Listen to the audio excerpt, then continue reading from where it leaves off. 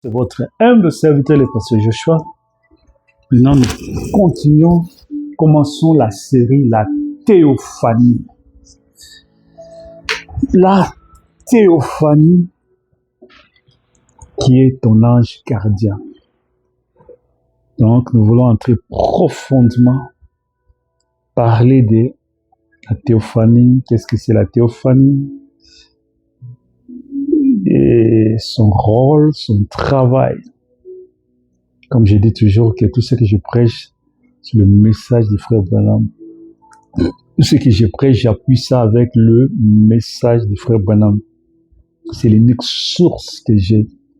Le message du prophète William Branham. C'est le message que Dieu nous a donné à ce temps de la fin pour nous révéler tous les mystères de Dieu. Alors, malheur à tous ceux qui rejettent ce message. Malheur à tous ceux qui rejettent ce message. Parce que ils sont en dehors du plan de Dieu. Ils sont en dehors du plan de Dieu. Donc, nous commençons cette série d'enseignements, la théophanie. Branham dit ceci, ok, je commence d'abord par l'ange de l'Éternel campe autour de ceux qui les craignent et il les arrache. Psaume chapitre 34, verset 7. L'ange de l'Éternel campe autour de ceux qui les craignent et il les arrache du danger. C'est un verset réconfort capital. Maintenant, la façon dont Frère Branham approche ces versets, voulant entrer, creuser profondément. Son interprétation repose sur une conviction profonde. L'ange de l'Éternel n'est pas un ange ordinaire créé, comme Gabriel ou Michel, mais il s'agit de la théophanie suprême de Dieu lui-même, la colonne de feu qui guidait Moïse. Manifestée à chaque époque,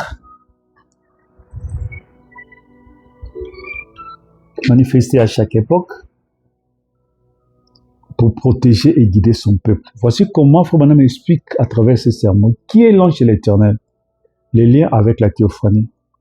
Frère Branham dit ceci, cet ange est la manifestation visible du Dieu invisible. Les logos, la parole, la grande colonne de feu. C'est ce même ange qui a commissionné. L'ange du Seigneur qui a commissionné Branham en 1946, dont la présence sous forme de la lumière a été photographiée en instant 1950.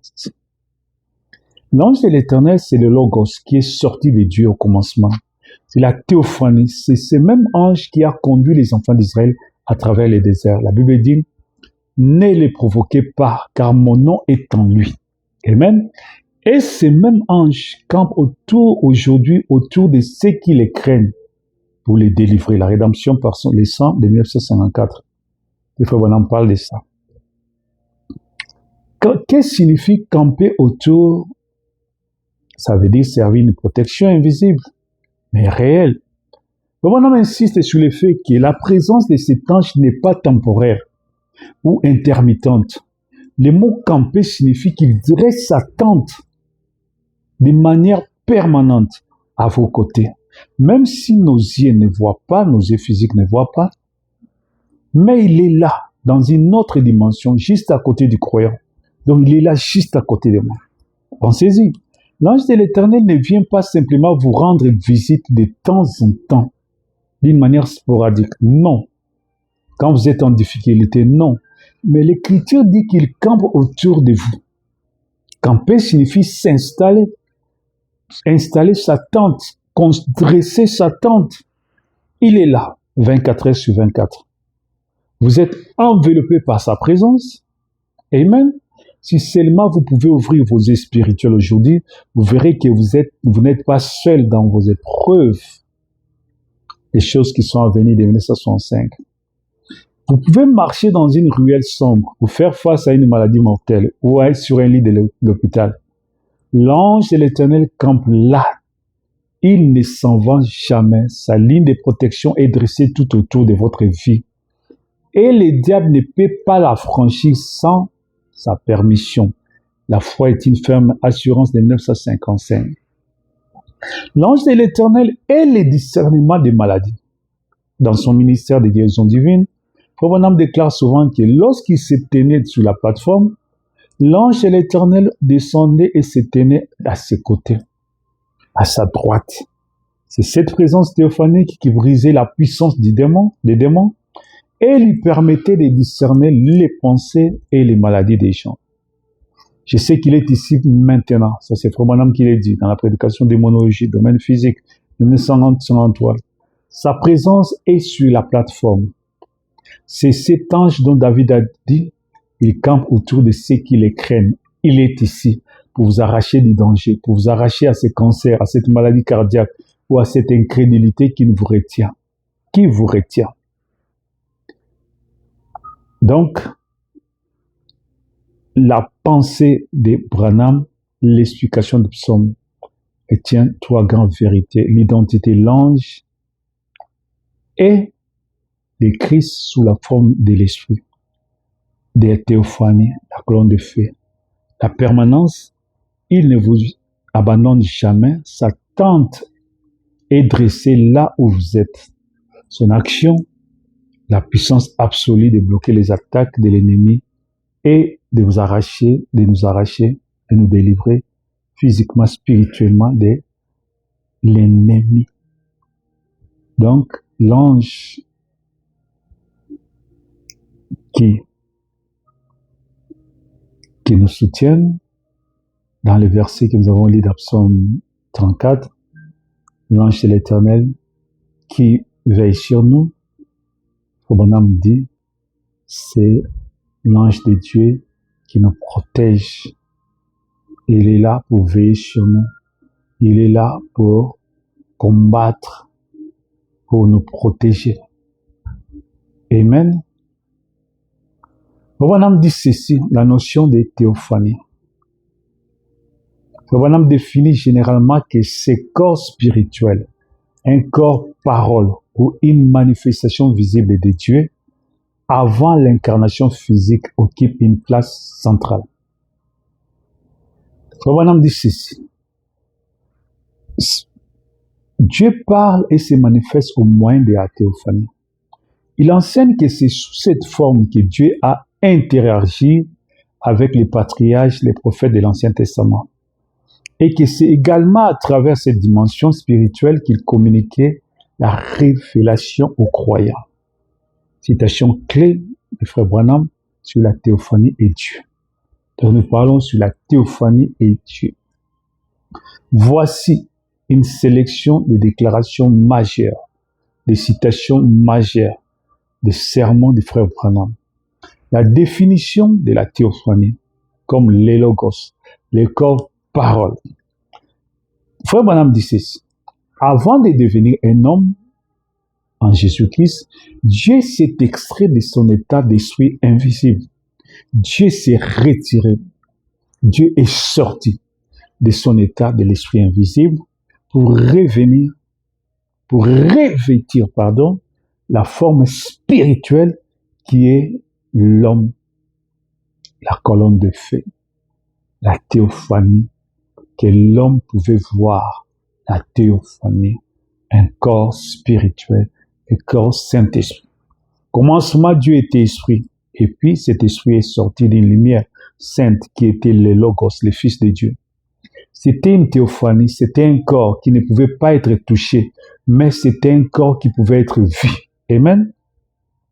La divinité expliquée de 1961. Qu'est-ce que c'est Dieu? Dieu est la parole. Une théophanie, c'est un corps de parole. Vous saisissez, une théophanie, c'est un corps de chair humaine spirituelle qui ne peut pas être touché, mais qui peut être vu. C'est dans ces corps-là que Dieu est apparu à Abraham sous les chaînes de Mamré, sous les montagnes. Chaîne, ça veut dire succession des montagnes. Il continue des montagnes de Mamré, qui est ce Melchisédek de 1965. Dieu parle à l'homme au moyen de la théophanie. Comment on m'explique que l'esprit pur de Dieu, l'esprit saint de Dieu, la divinité, est totalement invisible et inaccessible à la nature humaine. L'œil humain ne peut pas voir la divinité de Dieu. Pour parler à l'homme et se révéler à l'homme, Dieu a toujours dû se dévoiler ou s'envelopper, se voiler dans un corps appelé la théophanie. Dieu, dans les temps anciens, parlait au Père par les prophètes sous forme de théophanie. Quand il apparaissait dans la colonne de feu ou la colonne de nuée sous la forme d'un ange, c'était la théophanie de Dieu qui s'est manifestée. C'était Dieu lui-même qui parlait à travers un intermédiaire. La prédication hébreu, chapitre 1, 1957. Le grand Jéhovah ne pouvait pas parler à l'homme sans être voilé. L'éclat de sa gloire, ça c'est très important, l'aurait détruit l'homme. Alors Dieu s'est voilé et la théophanie était le premier voile de Dieu. La première manifestation de Dieu, c'était sous la forme théophanique. La grande colonne de feu, le Logos, le voile de chair de 1964. Les liens entre les croyants et sa propre théophanie. L'un des enseignements les plus spécifiques de William Branham est que chaque véritable croyant possède une théophanie, un corps spirituel. Chaque élu de Dieu possède une théophanie. Chaque élu de Dieu possède un corps théophanique qui l'attend dans l'autre dimension. Branham dit ceci. La nouvelle naissance ou la révélation de la parole est le signe même que notre théophanie communique déjà avec notre être physique, avec nous, avec ses corps. Quand vous reconnaissez la parole pour votre jour, le message de l'air, le message de William Branham, passe une véritable révélation. Ça veut dire que le Saint-Esprit vient vous révéler le message de l'air, que c'est la pure vérité, c'est le chemin, la vérité et la vie aujourd'hui. Vous avez en réalité entendu la voix de votre théophanie qui essaie de s'unir à vous. C'est Dieu par votre théophanie qui vous parle comme les positifs et les négatifs s'attirent mutuellement. Qui est ce Melchisedec de 1965. En résumé, comment Dieu parlait-il? Frère Branham dit ceci. Les processus par lesquels Dieu nous parle suivent une chronologie bien précise qu'il a souvent résumée ainsi. L'esprit invisible, au tout début, Dieu est une pensée invisible et silencieuse pour l'homme. La théophanie, Dieu prend forme, il quitte l'éternité, prend la forme de la parole et logos ou d'un corps spirituel appelé l'ange de l'éternel, la colonne de feu, pour parler et se révéler de manière audible ou de manière visible. Et la chair, cette même colonne de feu, la théophanie, s'est incarnée en Jésus-Christ pour accomplir la rédemption. Le Saint-Esprit aujourd'hui, c'est cette théophanie de Jésus-Christ spirituel, le Christ spirituel, l'onction, parle au cœur des croyants à travers la révélation de sa parole écrite et manifestée.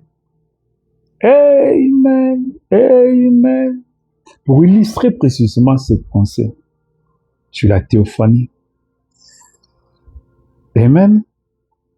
Frère Branham dit c'est selon laquelle Dieu se manifeste en théophanie et vient entrer en contact avec la théophanie propre du croyant pour lui parler et lui révéler la vérité. Voici les citations et les plus marquantes, les plus percutantes issues de son serment, particulièrement de sa prédication phare qui est ce Melchisedec. Amen de 1965. Frère Branham dit ceci, les croyants étaient créés en esprit, sous forme de théophanie. Dieu nous a créés en esprit sous la forme de théophanie. Dans la pensée de Dieu, avant la fondation du monde, avant de recevoir un corps de chair, un corps pécheur, un corps de chair du péché. C'est pour cela que la théophanie de Dieu peut s'unir à celle du croyant. Ça veut dire que avant que nous venions dans la chair, Dieu nous avait créés sous la forme de théophanie, sous la forme de l'Esprit de Dieu, sous la forme du Saint-Esprit. L'appel de la théophanie, Dieu parle à notre théophanie. Frère Branham dit ceci, que lorsque vous attendez la parole de Dieu et que vous croyez, ce n'est pas simplement votre intellectualisme humain qui réagit, votre conscient humain qui réagit, mais c'est votre corps spirituel, votre théophanie qui répond à la théophanie de Dieu. Mais vous remarquerez que, ça c'est qui est Melchisedec 20 mai 1965, vous remarquerez que lorsque la théophanie commence à descendre, alors la théophanie de Dieu entre en contact avec votre théophanie. La parole appelle la parole. Mes brebis entendent ma voix. Alors si vous êtes un attribut de Dieu, si vous étiez ça veut dire que vous étiez une partie de Dieu. Alors votre théophanie, ça veut dire la théophanie de Dieu, qui est la parole, entre dans votre théophanie, et la vie reconnaît la vie, la parole reconnaît la parole. Amen. Amen. Qui est ce Melchisedec? 20 1905, paragraphe 81-83. Les négatifs, c'est les corps des chiens. Les positifs, c'est la théophanie. Frère Branham le dit clairement. Frère Branham dit souvent, l'image, il utilise cette métaphore de l'image, la photographie, les négatifs et les positifs, pour expliquer comment Dieu entre en nous et comment notre corps terrestre est rattaché à notre corps céleste par la théophanie. Alors, quand nous sommes ici-bas, nous sommes dans les négatifs. Et tant que nous sommes dans la chair, nous ne sommes pas dans notre théophanie. Mais notre théophanie est là-haut. C'est notre corps céleste. C'est notre corps parole. C'est notre corps Saint-Esprit. Et Dieu entre dans cette théophanie pour nous parler à travers elle. C'est comme les positifs et les négatifs qui se rencontrent. Lorsque la parole de Dieu est prêchée, votre théophanie là-haut tressaille. Et c'est ce qui amène les changements en vous ici-bas. Amen. La profondeur appelle la profondeur. Dieu s'unit à son attribut. Frère Branham dit ceci. Dieu ne peut pas parler ou s'unir à n'importe qui. Il s'unit à ce qui vient de lui, à ce que lui-même a fait sortir. Dieu, la théophanie suprême, entre en communion directe avec la théophanie qu'il a créée pour chaque croyant. Amen. Il doit avoir une profondeur à l'intérieur de vous qui appelle la profondeur de Dieu en haut. S'il n'y a pas de théophanie là-bas pour vous appeler, vous ne viendrez jamais à la parole. Mais c'est parce qu'il y a une profondeur en vous, il y a une théophanie qui vous attend. Dieu sous forme de théophanie descend et entre en contact avec votre être intérieur. C'est le Saint-Esprit qui vient vivifier cette théophanie qui est en vous. Et alors, vous commencez à grandir dans la parole de Dieu. Oh, c'est tellement profond que c'est Melchisedec de 20 mai 1965. Frère Branham dit ceci. Ça veut dire que la théophanie d'en haut qui contrôle les corps d'en bas. Dans cette dynamique, Frère Branham dit ceci, que lorsque Dieu prend possession de votre théophanie, votre corps physique perd ses désirs du monde et se soumet entièrement à la parole. Amen. Si vous êtes un chrétien et de nouveau, votre théophanie est déjà en train de vous parler et de vous diriger. Amen. Dieu est entré dans ses corps spirituels, la parole, la théophanie, le corps théophanique, et de là, il contrôle votre corps de chair. C'est pourquoi vous ne péchez plus. C'est pourquoi vous aimez la parole. C'est pourquoi, parce que Dieu entre dans votre théophanie, commence à influencer ses corps. C'est pourquoi vous aimez la parole, parce que la théophanie de Dieu et votre théophanie sont devenues une seule et même chose à travers Christ. La demeure future de l'époux céleste et de l'épouse terrestre de 1964. Amen. Pour résumer, le bonhomme dit clairement, ce processus est le secret de la vraie révélation. Dieu, qui est la parole manifestée sous la forme de la théophanie, parle. Il parle comment? Votre théophanie, votre identité éternelle cachée en Dieu, reçoit cette parole. Dieu parle par votre théophanie.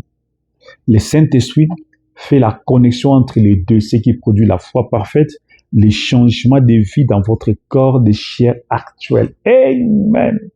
Saint-Esprit, c'est la théophanie de Dieu. Amen.